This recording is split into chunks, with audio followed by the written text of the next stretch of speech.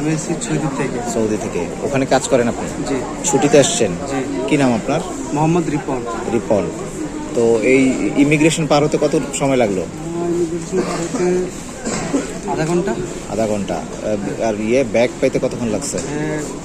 20 minute. 20 minute. তো কি মনে হয় সেবা কি আগের চেয়ে আগের উন্নত চেয়ে হয়েছে? ভালো। তাই? আমি আইসি নতুন ভাই। আচ্ছা।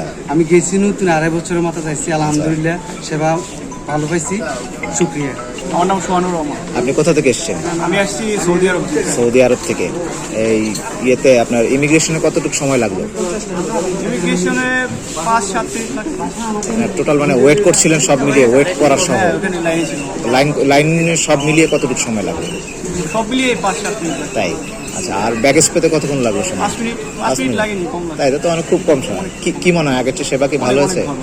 তাই না? ওকে।